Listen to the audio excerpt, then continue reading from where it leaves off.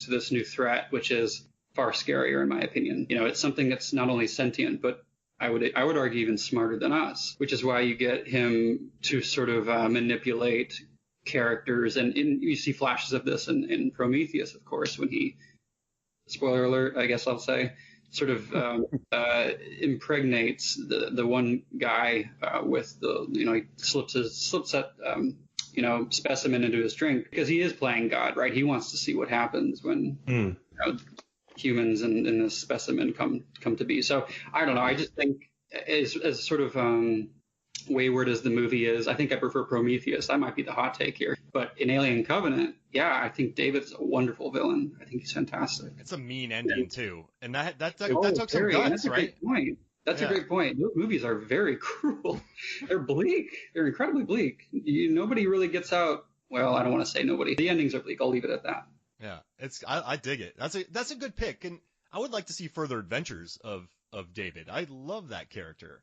I would too, and I think we were lucky. I consider us lucky to have Covenant go the way it did, because Prometheus set something up that was really cool. And by the end of it, you're like, well, what do they do now? She goes off with its head in, I think, in a bag or something like that. At the end of Prometheus, yeah. Yeah, it was nice to see a follow through on the David character. And I would love to see more of that. I know Ridley's always in a perpetual state of trying to push the next story idea through, and that's sort of a development hell. But yeah. That man refuses to die before he releases another at least 4 Alien movies. That's what he wants. He makes them so quick. Everyone knows how he works. He makes 3 movies in a year. I don't know how he does it, because people who work with him know what he wants. So that's why he can knock them out. Is it Ridley? It's Ridley who's trying to work with Joaquin on the Napoleon movie. Yeah, they're doing that. But he'll finish that in 3 weeks. He probably will. He shot Exodus, Gods and Kigs in, 3 days? It seems like it. But what you're saying about David, I mean, I did enjoy the way that Fassbender brought it to that role, man. It's dark, it's creepy, it echoes Bishop. Mm-hmm. The first time you see him in part 2, is he going to be a good guy? Because the coolest thing about Bishop in Aliens is that, okay, he's an android, he's a bad guy. We just saw androids in the first one. Then Bishop flips it. And then David comes, wait a minute, Bishop was a good guy. And at first, David is cool. Yeah. And then he's just like, you know what? Yeah, slip you this. But I also think, and that's a great point, because you're not sure what to make of him. We've had robots that were good, we've had robots that were bad. But when we're introduced to David, we do, I think, get way more than a typical sci-fi movie might give us for exposition, because it's about Wayland's dream, right? And the God complex, who created us and all that. So I think to put a pin in it, he becomes bad as we know it because of that curiosity. He's genuinely a scientist. He's experimenting. He's playing with human lives, but I'm not necessarily certain that it's for the evil ends. I think it's an android's idea of what God is, right? Well, there's a throwaway line in Aliens when the Paul Reiser character is talking to Bishop. He's telling, apparently her android malfunctioned. Oh, really? Right. What kind was it? Oh, the Hyperdyne A2. Oh, those were always a bit twitchy. And then, as Prometheus goes into Covenant, when the next guy comes, the Fassbinder 2, Electric Boogaloo, and he tells him, yeah, you guys were a little bit weird. They took all the emotions away. And then you're like, okay. Yeah. That's deep. That's a good cut. I've been watching those, baby. That's my series. So before you get to sorry, Norbert. Yeah, go ahead. Before you get to your second pick, I just want to say, when Fassbender Logan Marshall Green in Prometheus, that made me think about how I just made Megan watched Upgrade recently with me with Logan Marshall Green. She loved it. I loved that. So I was so happy because I love Upgrade, and Megan watched it. She loves it. So underrated movie, dark ending. Oh, so mean. STEM. Okay, well, all right. I'll stop you there because I do want to see it, and I know I'm really slacking on that one. But did I read right that they actually were looking to develop a sequel? Whoa! I hope. Me too. I hope so because honestly, that's what they were reaching for in that RoboCop reboot. Which hard, strange take here. Not as bad as a lot of people give it. Okay. RoboCop reboot is the bad version of the Upgrade movie, quite honestly. Wow. Okay. And you're a huge 80s Verhoeven guy, so that's pretty big. Yeah. Yeah. Yeah, because the actor King Cannon, Yeah. is that right? Joel Kinnaman. Kinnaman. Yeah. Thank you. Joel Kinnaman's good playing the character of Murphy. He definitely brings an updated sensibility to it, because it's not just manly man. Because Alex Murphy in the Verhoeven one was manly man. Kinnaman, he's been through the Iraq War. He's got the potential PTSD. All of the actors support him really well. It's good. It's definitely good. And then there's the military-industrial complex angle that they throw in there. I like that.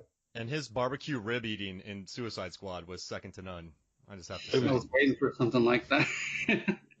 Norbert drops this amazing point, and then I bring up something stupid. That's the way it goes. Completely out of left field. Yeah, it'll be interesting to see how he does in the second go of Suicide Squad. Your second pick, Adam. Sure. So this was originally my first, but like I said, I think Norbert derailed that for the better. I'm going to go with Connell Cochran from Halloween 3. Ooh. So I'll justify that for anybody who's not familiar. So this is, of course, a reference to the Halloween movie without Michael Myers, which gets a lot of hate unfairly. But I think anybody who's able to get past the title and sort of give it a try and assume it's a horror movie by any other name is probably going to come out pretty delighted. I actually showed it to a friend who Season of the Witch seen it before and really, really enjoyed it. So yeah, I would encourage anybody who hasn't seen it to check that out. But the villain, try to avoid spoilers here, but Connell Cochran, just Stonehenge, like what? And just the cruelty of the plot. So we talk about that with Prometheus and Covenant, but like few movies go where this one does in terms of killing certain people. I'll put it that way.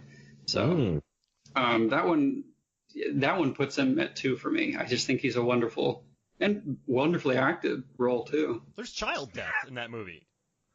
Yeah, I mean, I was gonna try to skirt that, but basically that's what I'm referring to. They're dying in horrible ways, which again, I know we're sort of getting into spoiler territory, but even us saying it doesn't even broach sort of the visuals that are sort of ingrained in anybody's brain after seeing this. It's very gruesome and very awesomely practical too, right? Of course, this is the 80s. So. It was made in the 80s, so we can spoil it. I feel like the spoiler banner, right?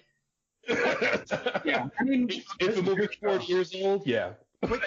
Quick tangent, real quick. I love this releasing each week. The boys release one episode each week because people binge watch a show in a day, then articles come out the second day after the series has come out.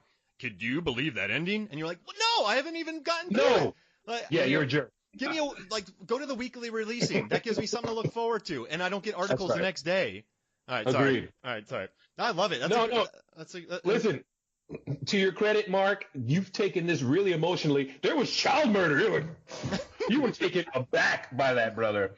That hit you in the feels. Watch that when you're young. Why, like when you're young and because all right, think about this. A lot of horror movies that we watched when we were older, it was randy teenagers. It was older people. And it wasn't teenagers named Randy. It was sexually promiscuous. No, I got you. Plus one for the 1950s use of the word Randy. +1. And so the movies like It or I'm gonna say it, I'm Scared Stupid or Halloween 3 where children are attacked. Those hit me because that related to me. Like the people under the stairs, right? Movies like that dealt with teenagers in trouble, young kids in trouble, always hit me harder than the Randy teenagers being attacked. And then once again, that's teenagers who are sexually promiscuous, not teenagers named Randy. Yes. Mr. Clement, I appreciate you putting me on to Halloween 3 Season of the Witch.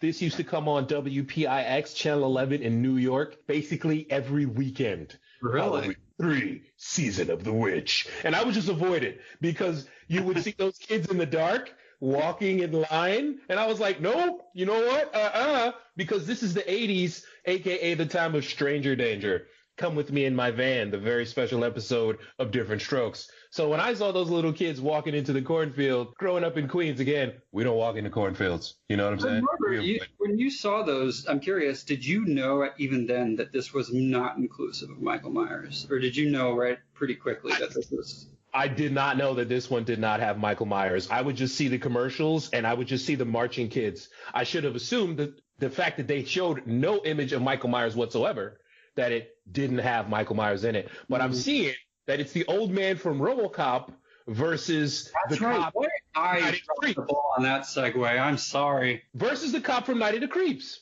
Tom Atkins and Yeah. his name escapes me, but Dana Hurley.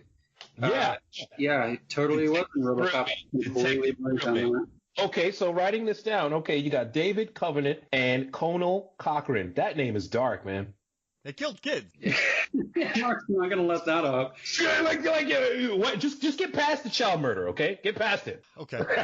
And I guess now that we've talked at length about it, I mean, I guess I can say part of it is also the fact that it could have easily just been this bleak satire of crony capitalism, right? That they're wanting to make money and blah, blah, blah. But it's not. The reasons are kind of dubious, but he basically gives one of the all-timer villain monologues that I couldn't begin to replicate, but it's toward the end, of course, and it's just about the festival of Samhain, or Samhain as they pronounce it. Right. Anyways, it's just, to Mark's point, it's a very dark, mean movie, and I think it's refreshing when you see them because it's not dangerous necessarily, but it just goes a place where a lot of movies didn't at the time. They killed kids. No. There it is. There it is.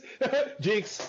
All right, Norbert, your second pick. Okay, my friend. Are we able to do some screen sharing here, or is that technically not possible? I haven't even set that up. I don't know. I can share pictures when I post this. Okay. No, I mean I was going to share something with you guys during the chat. Oh, yeah, do it. Sure. Go for Just it. to give you a hint as to my next. This one's a deep cut. Okay. We're going to go back, gentlemen, to the 1950s for this creature right here. And it's a crazy thing. It's the start of the atomic terror. It's the first big creature, alien. It's the first big monster creature created by radiation. I'm going to try to share. You took my third. I knew it. I knew this would happen. Transform the Troll from Ernest Scared Stupid. Can you see it? I can see it. I can't believe this. I knew we would probably run into like trades or the same ones, but it's the same rank for me. It was literally the third one. What's that noise, Software? Where is that coming from? What kind of creature creates something like this? Them darn. That's right, baby. You know what it is. What? Yes. Sweet cheese. That's an ant the size of a Cadillac, baby. Yes. Them, my friends. Them. Yes. Okay, now I feel a little bit better. You had me there for a second. Yes, my friend. 1954's Them. Oh, it's perfect. Okay. The giant ants. That's my pick. My next pick. Oh, the giant ant. Wow. That's a good cut. That's a good one. That's such an excellent. I mean, I remember watching that in college and film school, and I just adored that movie, and it got me into the 1950s radiation age, like the movies Thank of that you. time. That's right. Listen, there is a thing, okay? After the unfortunate atomic bombing of Japan twice, the fear within the United States after that, those movies came out, because remember, World War II ends 1945. These movies start coming out about less than 10 years later. Like, what's the deal with this atomic thing again? It does what to you? So now there's a giant ant that comes out of the desert where they've been testing the bombs, and it's coming for you. And watch when I describe it this way.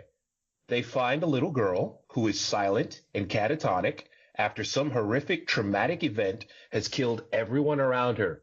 She is discovered by government/police soldiers, and she tells them what happened, and then they send in an army to try to kill them all. What movie is that? Aliens? Exactly. That's the plot of this movie. I got it right! That is the plot of Them. Wow. So James absolutely saw this, because it starts off with the little girl just walking around like, I'm in the zone. What just happened to me? Oh my God, that party was a rager. Yeah. I love it. So, and after this, then giant creatures mutated by radiation just start to tumble down. Tarantula, you mentioned. So that's my pick. The ant. I love it. All right, now this one I don't need to make any caveats because Okay. I like Carolyn Fry from Pitch Black, played by Radha Mitchell. I think her